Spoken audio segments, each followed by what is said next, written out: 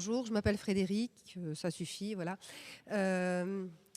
Alors d'abord, excuse, je n'étais pas là au tout début, donc j'ai pas entendu les toutes premières interventions. Alors j'espère que ce que je vais dire, ça va pas être une redite, sinon arrêtez-moi.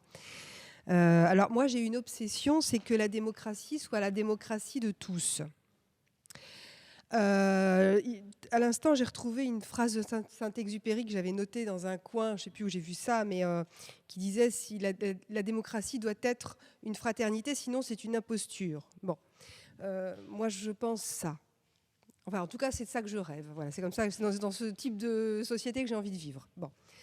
Ça n'est pas une mince affaire, donc je ne sais pas si vous en avez parlé en tout début de séance, mais là aujourd'hui par exemple il y a plein d'idées qui sont mises sur la table, il y a plein d'outils qui semblent être déjà avoir été pétris, voilà, on a plein d'options, de possibilités, et c'est super. Après, moi je ne suis pas pleinement convaincue que... Enfin, ce qui peut arriver, c'est qu'on arrive à mettre tout ça en œuvre, parce qu'on est courageux et malin, et persévérant, mais ça peut arriver qu'on arrive à changer de modèle démocratique, à en mettre en place un meilleur ou qui convienne à ce qu'on souhaite aujourd'hui, mais qui demeure un modèle démocratique d'une société bourgeoise finalement.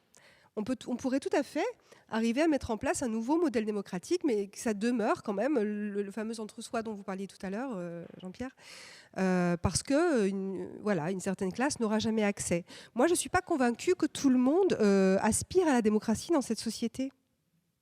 Pas forcément pour des mauvaises, enfin parce que c'est des méchants, parce que je pense qu'il y a des gens qui ne se posent pas les questions. Ils veulent juste vivre bien. Si aujourd'hui il y a le triomphe du populisme un petit peu partout sur la planète, parce que c'est ça qui semble se passer, moi je pense que c'est un déficit de culture, d'éducation. Et puis aussi la misère, quoi. C'est-à-dire une misère pratique, matérielle, et puis intellectuelle. Voilà, soit on n'a pas à bouffer, ou alors on est humilié. Parce que ça fait beaucoup partie de ça. Et puis, on n'a pas forcément les outils pour réfléchir, ou alors on n'a pas le temps. Et pour moi, ça serait très décevant si on arrivait à changer de modèle démocratique et que ça demeure l'apanage de certains. Voilà. Alors, une fois qu'on a dit ça, bah oui, mais s'ils n'en ont pas envie... Moi, ce qui m'apporterait, par exemple, c'est que ce changement soit désiré par ceux qui, pour l'instant, souffrent le plus de l'absence de démocratie. Et ça, c'est pas une mince affaire. Et moi, je pense que ça passe par... il y a quelque chose qui m'a beaucoup intéressée dans ce que vous avez dit tout à l'heure, Jean-Pierre Worms. Quand vous avez dit, il y a souvent... Les uns et les autres ont des expériences, donc ils ont un savoir, donc soit qui vient de l'expérience d'un problème ou de leur vie, etc. Puis il y en a d'autres qui ont des outils pour gérer les problèmes, mais ils n'ont pas la connaissance du problème. Souvent, c'est vrai que c'est ça qui se passe.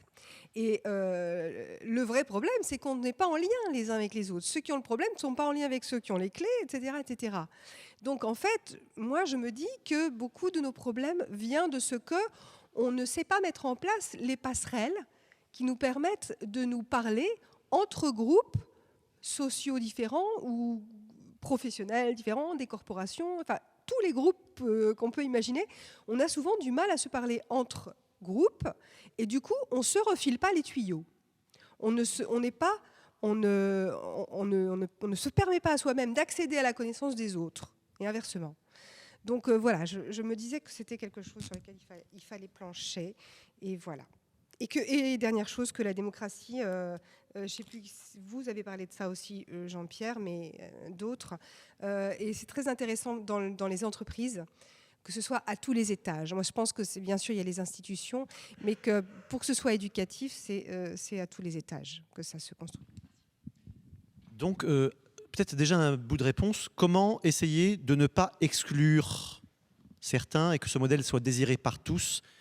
Est-ce qu'on a, dans ce que vous avez déjà pensé, réfléchi, les gens qui sont jamais là, mettre dans les conseils de quartier, moi par exemple le réaménagement de mon quartier, heureusement que de temps en temps il y a des gens qui disent regardez qui on est tous blancs et il y a beaucoup de retraités, pensons à réaménager le quartier pour ceux qui s'autorisent même pas à venir au conseil pour nous dire ce qu'ils en voudraient.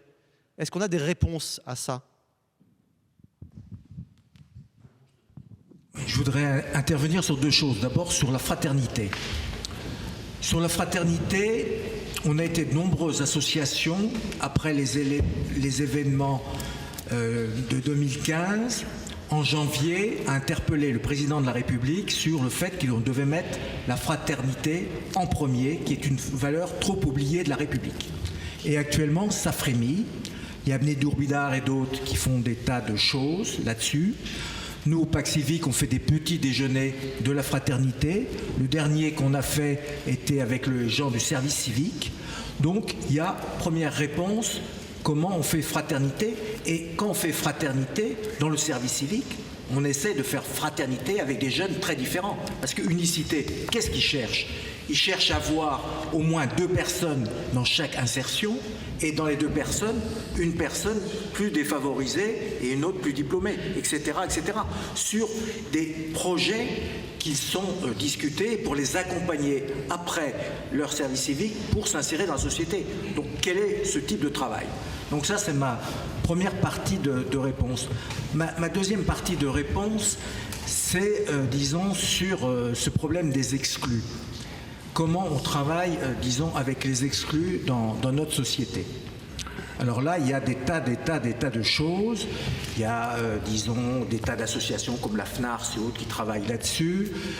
Et, disons, nous, on travaille un petit peu là-dessus, sur d'abord le problème de l'emploi. Donc le Pacte Civique, chaque année, autour du 1er mai, fête de l'emploi, fête du travail. On fait, par exemple, la dernière réunion, c'était entre Pôle emploi et toutes les associations qui travaillent avec Pôle emploi pour faire le lien entre la société civile et, disons, le Pôle emploi. Donc il y a des tas de choses qui se font. Quand ATD fait les territoires zéro chômeur, ça va dans ce sens-là, etc., etc. Juste un élément sur le désir. Il est difficile à faire naître, mais par exemple le tirage au sort, il existe déjà pour les jurys d'assises. Et pour les jurys d'assises, c'est vrai que certains citoyens cales essayent de se faire récuser, mais beaucoup d'autres franchissent leur appréhension, le sentiment de n'être pas compétent, etc., et apportent à la justice un éclairage très pertinent. Et c'est pour eux aussi une expérience importante. Donc c'est un élément de réponse, ce n'est pas le seul, mais je tenais à le signaler, à le souligner. Un élément de réponse aussi de Jérôme. Oui, concernant le fait de réussir à mobiliser des gens qui le sont peu. Par exemple, je reprends toujours l'exemple de Saillant parce qu'ils en ont tellement fait, comme ça. Ah pardon, c'est pour la caméra, oui. Voilà. Donc à Saillant, ils se sont posé la question, voilà, on a 10% des gens à peu près qui participent, c'est quand même 120 personnes, ça peut même monter jusqu'à 200 parfois sur une population de 1200 habitants. Donc effectivement, ils se posent la question, comment faire venir les autres? Il y a des critiques dans la rue de gens, notamment de jeunes qui critiquent la nouvelle organisation de la mairie, mais sans vraiment savoir parce qu'ils n'y vont pas. Et donc ils sont allés un peu étudier comment ça se passe dans certains cantons de Suisse. Vous avez peut-être vu ces sortes d'assemblées en plein air avec un carton vert, un carton rouge où tout le monde vote ensemble et fait la fiesta. C'est l'occasion de grandes retrouvailles. C'est très vieux, c'est dans quelques endroits de Suisse, vous pourrez regarder un petit peu sur Internet. Et donc, suivant cette idée-là, j'ai vu une image assez étonnante récemment de Saillant. Ils ont mis l'ensemble du PLU du village sur une immense table prise en photo avec Google Maps, je suppose. Le plan local d'urbanisme, c'est ce qui pose problème dans les mairies, c'est la source de discussions interminables. Et là, ils sont allés jusqu'à le mettre sur le marché, au milieu des fruits et légumes. Il y a une immense tablée avec tout le village pris en photo, vu d'en haut, avec toutes les marques en couleur. Voilà. Et puis on voit les gens qui sont en mitouflés parce qu'il fait un peu froid. Ils sont l'écharpe, le bonnet, puis ils discutent. Ils disent « Ouais, moi, mon terrain juste à côté de la mairie, je peux le vendre 50 centimes, alors que la mairie, elle va le vendre 125 €, c'est pas normal. » Enfin, voilà, ça discute, ça y va, ils n'ont pas peur. Ils se confrontent à une véritable discussion avec les gens. Et donc forcément, les gens qui ne viennent pas, c'est la mairie qui vient à eux, réellement, avec ce genre d'action. Donc ça, c'est un exemple pour essayer de récupérer les gens qui ne participent pas. L'autre qui m'intéresse beaucoup, c'est ce dont je vous ai parlé, les ateliers constituants. Il y a deux choses là-dedans. Il y a effectivement la possibilité, non pas de confier, comme j'ai entendu à l'Assemblée nationale, le travail de refaire la prochaine constitution, sinon ça va tourner en rond. Enfin, moi, je trouve pas ça intéressant que les politiques réécrivent les règles qui vont gérer la vie politique, c'est-à-dire ce qui va les contrôler. Donc, il faut que ce soit les citoyens qui s'occupent de ça. Ça, c'est une première chose. Mais la deuxième, que je trouve très importante, c'est la repolitisation des gens. C'est-à-dire que dans ces ateliers où on travaille sur la Constitution, il y a des gens qui viennent, qui trouvent ça étonnant, surprenant. Enfin, il y en a quelques-uns qui viennent, et après, il y en a un peu plus parce qu'ils parlent entre eux. Et en fait, quand ils viennent, on va prendre par exemple un sujet comme le revenu minimum de base, et on va avoir 10 personnes qui vont plancher pendant 2 heures sur le revenu minimum de base. Et des gens qui n'y connaissent rien, mais qui se disent « tiens, c'est intéressant ça ». Et en fait, à la sortie, c'est pas qu'ils sont devenus des experts, c'est qu'ils vont avoir toujours ce phénomène d'intelligence collective qui va les avoir fait fouiller loin, et ça va soulever tellement de problématiques. Qu'est-ce que c'est que peut-être un peu d'électricité gratuite, un peu d'eau gratuite, un peu de nourriture gratuite, toutes ces choses-là qu'on commence à réfléchir en se disant mais finalement on ne peut pas se passer d'argent au bout d'un moment. Enfin, les réflexions sur un seul sujet, quand on a 2 heures tous ensemble à réfléchir, on commence à toucher à plein de sujets. Et je dis ça parce que c'est ce qui s'est passé avec Podemos en Espagne. Il y a eu les indignés, ils ont pris la rue pendant 2-3 mois, les places, les rues partout. Et pourquoi Podemos a pu naître, a pu émerger, c'est parce qu'en fait, les papis mamies qui regardent la télévision tous les jours, ils avaient des gens dans les pattes constamment dès qu'ils sortaient de chez eux, avec des tentes, avec des questionnaires, avec des grands débats. Alors tous les jours, plutôt que d'aller voir la télé, ils étaient intrigués, ils se sont un peu arrêtés, ils ont un peu écouté. Et au bout de 3 mois de présence dans la rue et sur les places, les gens se sont repolitisés. Et cette conscience politique augmentée fait qu'il y a pu y avoir une émergence de quelque chose qui est Podemos. Après, on ne va pas parler de ce que ça devient, etc., c'est plus complexe. Mais cette possibilité d'un espoir et de quelque chose de nouveau, elle est beaucoup liée à la repolitisation globale des gens. Et pour ça, il faut développer les méthodes, qu'elles soient culturelles, qu'elles soient une mairie qui s'implique, qu'elles soient prendre la rue avec Nuit debout. Enfin voilà, tout ça, ça existe, à continuer à réfléchir, mais il faut repolitiser. Bon, c'est beaucoup l'éducation populaire, etc. Enfin voilà. Mais ça peut être aussi des choses concrètes, comme nous, je sais qu'avec un groupe, on faisait des cafés citoyens, en considérant que justement des gens ne venaient pas à des conférences, parce que c'est déjà... Une conférence, voilà, c'est pas la chose où ils viennent. On allait en bas de chez eux, on posait des tréteaux et on offrait du café aux gens. Et ça, dans le don, tout de suite, on crée un lien. Et les idées un peu compliquées dont on voulait peut-être parler avec eux, elles n'étaient pas du tout compliquées finalement parce qu'effectivement, il se passait ce que tu disais. C'est que du coup, on se remettait dans la voie publique, dans l'espace public et on arrivait à recréer ça. Oui, bonjour. J'aimerais qu'on parle un petit peu plus des limites de la démocratie, en fait. Par exemple, on demande à tous les Français ce qu'on pense de la Constitution. Combien il y a de personnes qui sont aptes à répondre à cette question, à comprendre le texte, à comprendre les tenants, les aboutissants, etc., etc. On en revient un peu à ce que disait Jean-Pierre Vamp tout à l'heure sur la compétence des gens. Ce serait bien d'avoir des ministres qui sont compétents dans leur domaine. Le ministre de la Culture qui ne connaît rien en culture, qui n'est pas du tout issu de ce milieu-là, c'est un petit peu bizarre. Donc voilà, la première chose, c'était j'aurais voulu qu'on parle plus des limites de la démocratie. Et la deuxième chose, c'était juste pour apporter un témoignage, un petit peu d'espoir, par rapport à ce qu'on a dit sur la puissance des politiques, des gens qui prennent les décisions à notre place. Ils ont voulu créer la plus grosse usine de méthanisation d'Europe à côté de Pantin. J'habite à Pantin. C'est pour ça que je me suis un petit peu intéressé à la chose et je me suis battu dans une association pour essayer de combattre ça. On s'aperçoit que le président de l'usine est le maire adjoint du 19e arrondissement, que le vice-président est le maire adjoint de Pantin. Donc on parlait tout à l'heure de cumul de mandats, mais on peut aussi parler de cumul de postes. Voilà. Donc, je passe sur toute l'histoire. Grosso modo, ces maires adjoints ont dit à leur maire, c'est pas compliqué, si vous n'êtes pas avec nous, on refuse vos ordures. Donc, imaginez une ville entière plus un arrondissement privé de déposer les ordures au sitcom. Forcément, le chantage marche bien. Malgré tout, il y a eu une énorme association qui s'est créée et on a réussi à faire capoter la chose. Alors, ça a pris 3-4 ans. Mais on pensait vraiment pas gagner. Et finalement, on a gagné. Voilà, donc c'était juste pour dire que finalement, quand le peuple a quand même encore la parole, parce que quand on se monte tous contre quelque chose en apportant des arguments, c'est pas le but de dire non, on veut pas ça, c'est pourquoi on ne veut pas, qu'est-ce qu'on peut faire à la place, etc. Et bien finalement, on a réussi à faire changer d'avis les politiques. Oui, je veux bien donner un élément de réponse. Lorsque on donne la parole au peuple, même sur des projets complexes, il est capable de se l'approprier. Et nous en avons un exemple historique récent, qui est le débat public sur le traité constitutionnel européen. C'est un texte complexe, et j'ai assisté à de nombreux débats où des opinions très pertinentes étaient développées. Il y avait un vrai débat démocratique, et d'ailleurs, de débat en débat, quelque chose qui était évident au départ, le oui qui était considéré par le gouvernement comme tout à fait évident au départ, eh bien, il s'est mué en une autre réponse.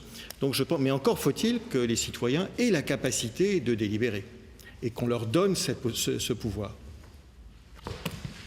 Ouais, par rapport à ce problème d'intéresser les citoyens, il y a dans beaucoup d'exemples qu'on a cités, il y avait le fait qu'il y avait des formations avant et qu'on prenait le temps d'aborder les problèmes. Et deuxième élément d'optimisme, je pense que tout le monde a vu qu'il y avait le coup d'État citoyen, ces initiatives qui réinventent la démocratie, qui montrent qu'il y a des processus où peu à peu on progresse pour que les citoyens soient à la hauteur des problèmes. Mais bien entendu, chacun ne peut pas s'intéresser à tout, mais il y a suffisamment de citoyens, il y en a suffisamment nombreux qui se mobilisent sur chaque problème. Oui, je voulais intervenir aussi sur ce problème que vous avez posé de la compétence citoyenne. Parce que c'est un argument qu'on entend énormément. Et en l'occurrence, alors il y a d'abord l'expérience la plus importante à moi qui existe, c'est les jurys citoyens, les jurys dans les procès pénals. Rien n'est plus important que de décider du sort d'emprisonnement, voire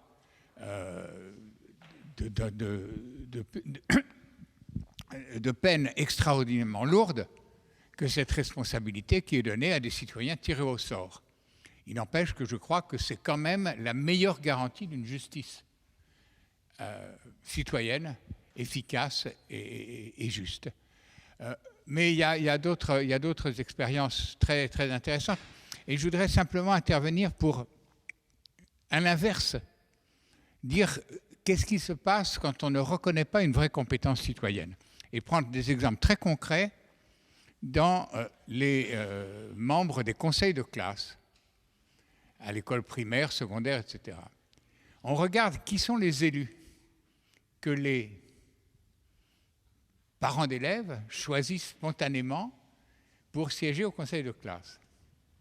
Comme par hasard, ce sont des parents qui disposent d'un certain niveau socio-culturel, voire qui sont eux-mêmes enseignants. Parce que pour discuter avec l'institution scolaire, spontanément, on fait plutôt confiance à des gens qui en font partie. Résultat, dans les conseils de classe, c'est l'éducation nationale qui discute avec l'éducation nationale. Et les parents d'élèves, et notamment les parents d'élèves qui ont le plus besoin de l'école, qui attendent le plus de l'école, sont totalement exclus de la participation. Alors il y aurait des possibilités. On pourrait imaginer tirer au sort, parmi les parents, ceux qui vont siéger au conseil de classe. On vous dirait, mais c'est complètement utopique. Je suis absolument convaincu que cette mesure très précise, très concrète, aboutirait effectivement à des fonctionnements complètement différents du conseil de classe. Je voudrais donner par ailleurs sur ce problème-là une expérience pratique celle que j'ai suivie, c'était à Fives, dans une banlieue de Lille. Même problème que partout. Les parents d'élèves les plus éloignés de l'école se sentaient les moins aptes et dignes de participer à l'orientation. Et cependant, c'est évidemment ceux qui attendent le plus de l'école. Il y a eu des pratiques pour mettre en évidence, à partir des enfants, ce que les enfants les plus pauvres, des milieux les plus éloignés, avaient effectivement comme richesse personnelle à apporter à l'école, à partir de laquelle ils pourraient accéder au savoir distribué par l'école. Un travail qui a pris plusieurs années. On a fait plancher les enfants sur leurs souffrances dans l'expérience scolaire, et où on voyait effectivement que déjà les préjugés sociaux existaient dès la petite enfance, portés par les enfants eux-mêmes. Deuxièmement, faire travailler les gamins à la classe sur ton voisin, celui qui est assis à côté de toi, qu'est-ce qu'il a de bien? Alors effectivement, c'est pas toujours le meilleur copain qui est assis à côté. Mais quand même, s'il faut vraiment trouver quelque chose, il est rigolo, il fait des blagues, il a des jolies baskets, il est bon au foot, que sais-je. Bon. Et à partir de là, mais qu'est-ce qui se passe dans l'école? Pourquoi est-ce que le regard de l'un sur l'autre est tellement néfaste ou au contraire pourrait faire du bien? Et ils ont fait travailler toute la classe sur des machines. Alors chaque gamin inventait une machine à changer le regard. Bon, ils ont inventé des trucs extraordinaires et ils ont fait une exposition pour présenter à tout le quartier et tous les parents ce que leurs enfants avaient inventé comme machine à changer le regard. Résultat, les enfants qui avaient le plus souffert avaient inventé des trucs géniaux. Les parents de ces enfants ont été valorisés au sein de l'école parce que leurs gamins étaient géniaux. Et ils se sont aperçus que ce qu'ils avaient apporté à leurs gamins, l'amour maternel, les grilles de lecture de ce qui se passe autour d'eux, comprendre tous les adultes qu'un enfant rencontre, aident l'enfant à comprendre ce qui se passe. Et que finalement, toute cette expérience de la vie de l'enfant le plus éloigné de l'école par ses parents apportait à l'école une capacité de comprendre des choses que les autres n'avaient pas. Et donc, à partir de ça a pris plusieurs années, encore une fois, de travail collectif. Mais à partir de là, le changement dans le fonctionnement de la classe, dans la coopération entre élèves, passer effectivement de la compétition, de la concurrence à la coopération. Bref, alors il a fallu effectivement entraîner dans tout ça la direction de l'école, l'inspection académique, ça a été un travail très long, et ça a complètement transformé le statut des enfants à l'école et l'accès au savoir des enfants qui en avaient le plus besoin. Pour dire cela, ça veut dire qu'on peut imaginer des dispositifs du genre, pourquoi pas tirer au sort des conseils de classe. Mais on peut aussi, et l'un n'exclut pas l'autre, avoir des pratiques qui sont alors là accompagnées, très volontairement, pour faire changer complètement le regard et les comportements, aussi bien des élèves que des enseignants, que des parents. Mais travailler sur la communauté scolaire, y compris d'ailleurs les associations de voisinage, faire de l'école un enjeu qui concerne la totalité d'une communauté large et non pas une petite affaire à gérer entre les élites qui savent ce dont il s'agit. Et je crois que là, on a vraiment... alors, je voulais donner cet exemple parce que la compétence citoyenne, elle existe chez tous les citoyens. Le problème, c'est qu'il faudrait qu'effectivement, on ait des mécanismes qui valorisent cette compétence citoyenne au lieu de, a priori, la juger pertinente ou non.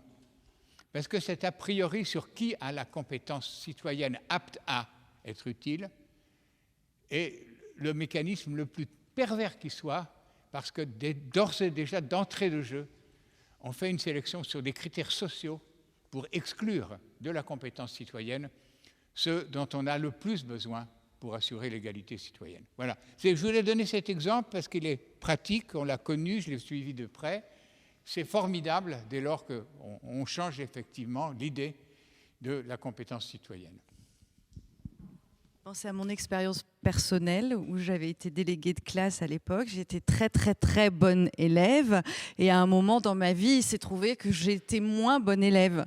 Donc j'étais déléguée de classe et je me retrouvais finalement où il y avait un jugement par rapport à ça. Donc on s'en prend plein la figure.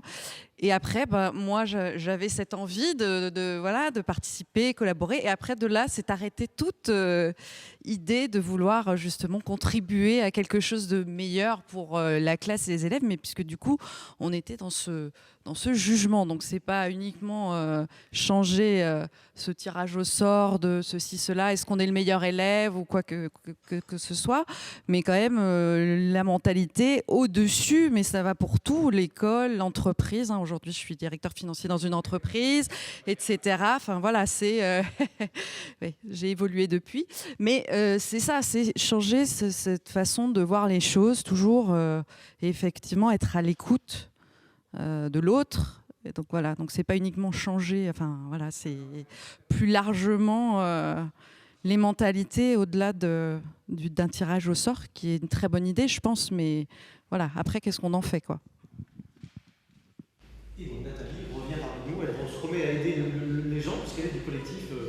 Avant la prochaine question, je crois que Jean-Pierre, tu voulais aussi répondre un petit peu. Oui, très brièvement, c'est sur cette notion, ça rejoint ce qui vient d'être dit sur la compétence citoyenne. Et ça fait le lien aussi avec ce qui a été dit au début sur l'importance de la durée des mandats.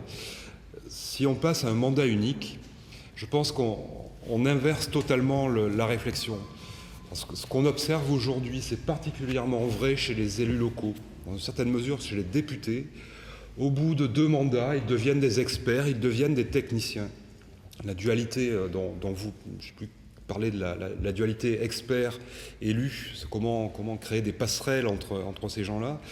Ben, ce problème-là, il tombe, hein, parce que si on passe à un mandat unique, les élus ne seront plus, ou les représentants, ça peut être tiré au sort dans l'idéal, ne sont plus des experts, ne sont plus des techniciens. Ils n'ont plus qu'une volonté politique à porter et dire, alors peut-être à nos corps des mines, à nos polytechniciens, à nos énarques, vous faites la réforme fiscale, vous arrêtez, vous trouvez un moyen pour séparer l'activité bancaire, mais uniquement sur une volonté politique.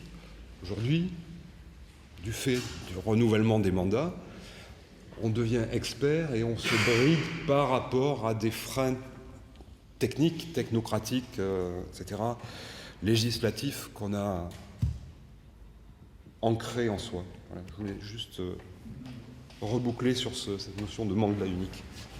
Si on introduit dans un système de la diversité, il y a plusieurs techniques. J'en propose une qui est ancienne, c'est l'introduction de la proportionnelle aux élections législatives, qui n'exige aucune révision constitutionnelle, mais une loi organique. De toute façon, je ne suis pas partisan de la réforme de la Constitution pour avoir été avec Arnaud Montebourg, donc sa candidature au début, la création de la Convention de la 6e République, sa candidature à la présidence de la République fait que ceci est terminé. Donc je reprendrai par contre une revendication très ancienne, qui est une seule modification de la Constitution, c'est celle qui passe par la réforme du collège électoral du Sénat pour permettre le vote des résidents étrangers non européens aux élections municipales, aux élections locales. C'était au programme de 2 candidats à la présidence de la République en 1981 et en 2012. Si ça n'a pas été réalisé cette fois-ci, c'est comme pas de la faute du président, c'est qu'il n'y a pas eu suffisamment de centristes qui se révèlent être de centre droit et pas des centristes pour dire nous votons. La loi Veil, elle est passée avec les voix de... Bon, j'ai une proposition à faire d'une expérience que j'essaye de mettre en place dans mon secteur, qui me paraît conforme aux 4 pistes du pacte civique, d'autant que c'est une idée de Patrick Vivray, qui nous a dit à une période constituer des comités article 14. Qu'est-ce que l'article 14? C'est l'article 14 du texte du XVIIIe siècle, où est cité l'appreneur Hardy. Il ne faut pas utiliser des techniques du 19e et du 20e, mais on y revient. L'article 14, tous les citoyens ont le droit de constater par leurs représentants ou par eux-mêmes la contribution, etc., les impôts. Et ça permet, j'essaye de le faire dans mon secteur depuis un moment, en disant, on se co-formation d'abord, et ensuite on discute quelles que soient nos opinions, et on a besoin de savoir comment. Je ne sais pas si vous lisez vos bulletins municipaux, vos bulletins départementaux, c'est incompréhensible. On fait des camemberts pour vous montrer les dépenses, mais l'origine, leur source, etc., on vous dit les infos. Ça va pouvoir se réussir, mon expérience dans le coin, parce que le nouveau président du conseil départemental de l'Essonne a dit que son prédécesseur est parti avec 100 millions, donc il y a un trou de 100 millions, donc ça devient intéressant. Là, ça devient un sujet intéressant, je pense pouvoir faire. C'est quand même, puisque déjà Patrick Vivray, c'est le cœur politique. l'examen des contributions et des dépenses. Et aussi l'article 15 sur les emplois, le contrôle des tenants des emplois publics, qui à l'époque étaient soit des élus, soit des fonctionnaires comme maintenant. Je ne suis pas sûr en revanche que votre proposition, votre vision marxienne des médias, marxienne, qui faisait que Marx disait que la déclaration des droits de l'homme c'est une foutaise, elle soit tout à fait juste pour nous. C'est l'article 11 de la déclaration la libre communication des pensées et des opinions. C'est ça qui nous met en avant dans notre action. Ça ne passe pas seulement par des propositions qui est au capital de quoi. Parce que si vous croyez que la presse de la Troisième République était libre, je crois que non. Il y a eu les textes. La France, la presse française a été libre entre 1945 et 1945.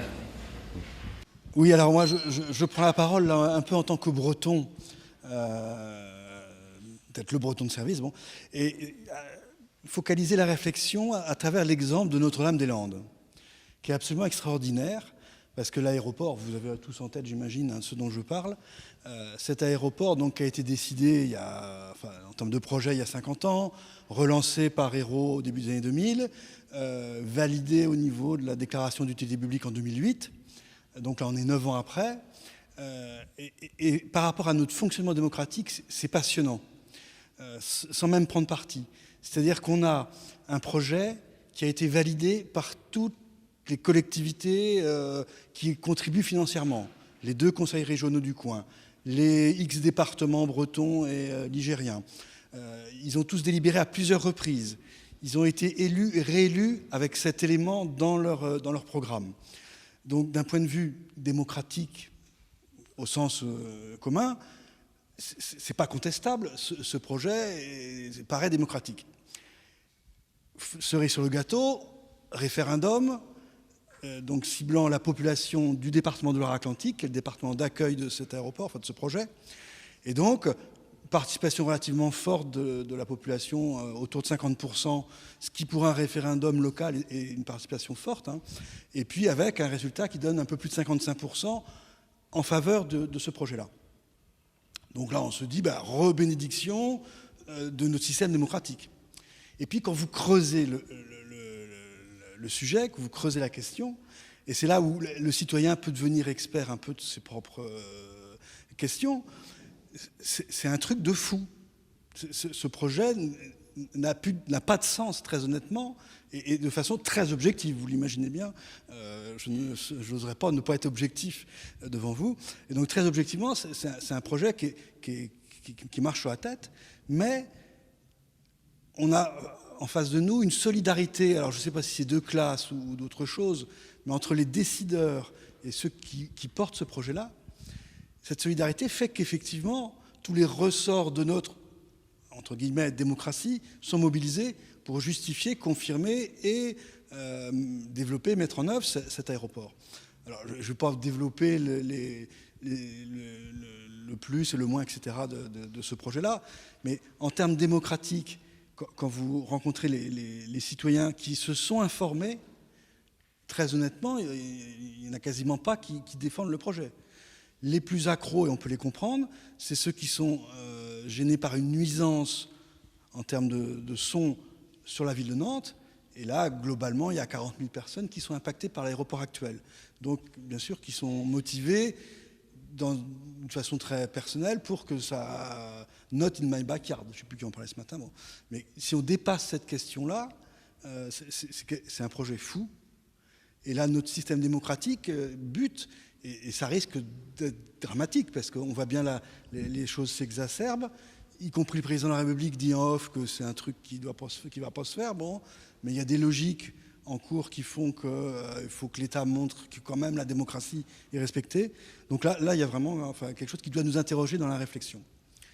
Puis deuxième chose dont je voulais faire part très très brièvement, c'est mon expérience en tant que fonctionnaire de collectivité territoriale, pour dire qu'effectivement, l'élu qui devient expert, c'est une plaie, parce qu'il a la vérité, et du coup, on ne peut plus lui proposer des choses avec des alternatives, etc.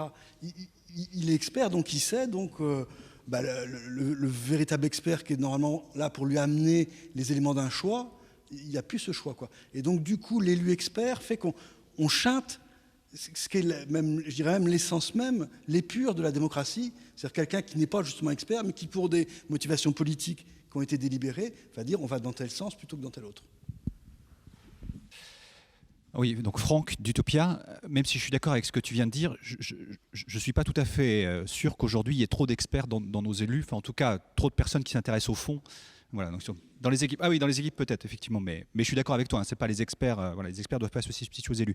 Donc ouais, simplement je voulais revenir sur 3 points très rapidement. Le premier point c'est sur quelles sont les conditions pour devenir citoyen, quelles sont les conditions dans lesquelles une citoyenneté peut vraiment s'exercer.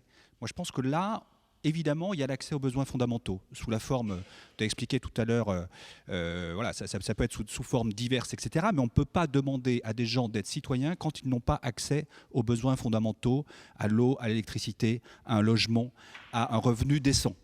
Donc on n'est pas en train de faire ou de parler de solidarité, on n'est pas en train de parler de charité, on n'est pas en train de parler d'une société d'assistance, on est en train de parler de fraternité et de conditions même pour que cette citoyenneté pleine et entière se réalise.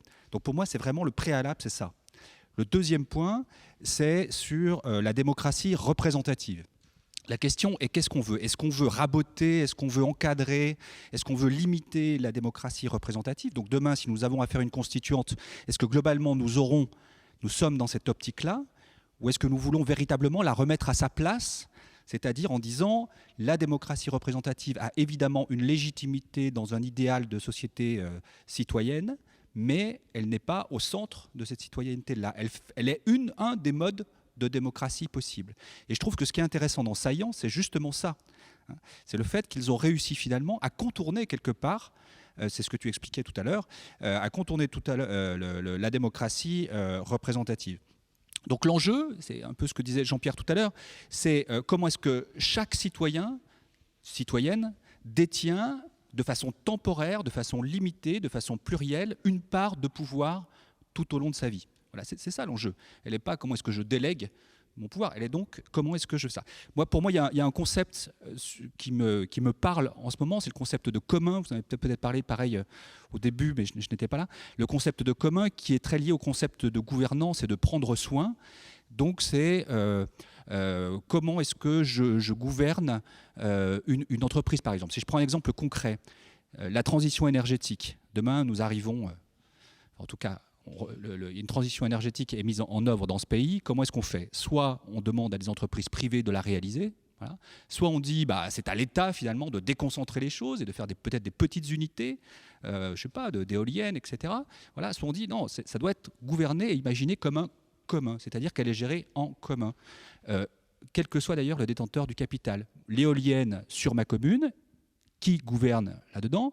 Des citoyens, tirés au sort ou pas, des citoyens élus éventuellement, des représentants des associations, etc. Et donc c'est donc cette pluralité d'acteurs qui ont chacun une légitimité, qui vont en commun gérer cette éolienne et plus largement peut-être la question énergétique de la commune.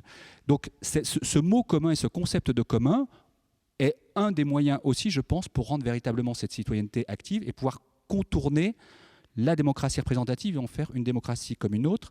Et enfin, je termine en disant que sur les autres sujets qui ont été abordés, qui me semblent tout aussi fondamentales que la question de savoir le mode de gouvernance, c'est-à-dire la question culturelle, qui ne doit pas être reconnue comme un supplément d'âme, mais bien comme une manière d'être dans la société et d'exercer sa citoyenneté quelque part en élargissant son univers, me paraît fondamental.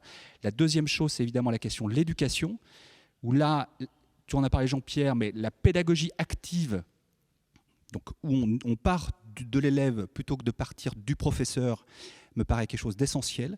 Donc la norme devrait être demain la pédagogie active dans une société véritablement démocratique et non pas la pédagogie telle qu'on a aujourd'hui où c'est du savoir qui est distribué en flux. Voilà, ça me paraît important. Et puis l'autre chose, c'est évidemment les médias. Enfin, on ne peut pas rester aujourd'hui, là je ne suis pas tout à fait d'accord avec ce que tu as dit, c'est-à-dire qu'aujourd'hui on ne peut pas rester dans la situation actuelle. C'est impossible. Donc il faut là aussi imaginer quelque chose qui ne soit pas centralisé d'un côté ni de l'autre, mais qui soit pluriel, à la fois dans la détention du capital, c'est ce qu'a commencé à faire l'Équateur, et à la fois dans sa gestion, c'est-à-dire que là aussi on pourrait imaginer, et j'en termine par là, une différence entre celui qui détient le capital, qui pourrait être privé, public, et celui qui est à la tête de cette entreprise de médias et qui pourrait être, là pour le coup, des représentants, des salariés de journalistes, des représentants, je ne sais pas, de citoyens, etc., etc., etc. Et donc, il y a là aussi une pluralité pour pouvoir décider. Voilà. Oui, merci. Un tout petit rajout sur les considérations par rapport à Notre-Dame-des-Landes. La première, où je n'ai pas assez souligné le fait qu'il y a probablement un défaut d'information objective et technique par rapport aux citoyens, donc par rapport aux échanges qu'on avait tout à l'heure sur le citoyen expert ou pas. Et puis l'autre élément qui est extrêmement important à avoir en tête, c'est que paradoxalement, Notre-Dame-des-Landes est un vivier absolument passionnant d'initiatives, de modes d'inventer la vie de demain qui est absolument phénoménal. Et là, il y a une espèce d'effet pervers, entre guillemets, de la part de ceux qui promeuvent le projet, qui est extraordinaire, quoi. Donc, je parlerai d'abord de 2 points concrets. D'une part, on parle de tirage au sort. Par exemple, pour les conseils de classe, je trouve ça très bien, mais ça implique une formation. Et ça implique une formation... Enfin, je pense que les deux devraient venir systématiquement ensemble.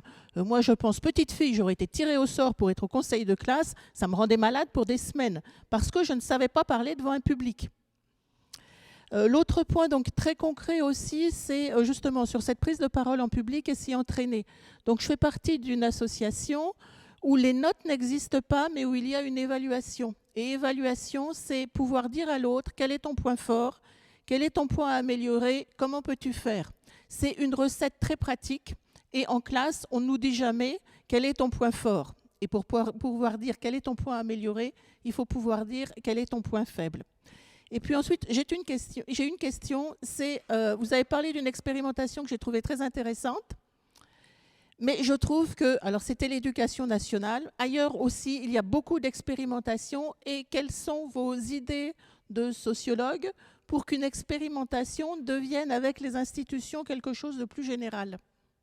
J'ai lancé un projet beaucoup plus ambitieux, 1001 territoires pour la réussite de tous les enfants. Alors, pour l'instant, ils ne sont pas 1001, mais il y en a déjà une cinquantaine de communautés territoriales qui s'organisent contre les parents, les enseignants, mais aussi les associations du coin, mais aussi les églises, pour arriver à effectivement expérimenter à grande échelle des possibilités de transformer le fonctionnement de l'école précisément pour qu'elle ne soit pas reproduisant les inégalités d'accès au savoir.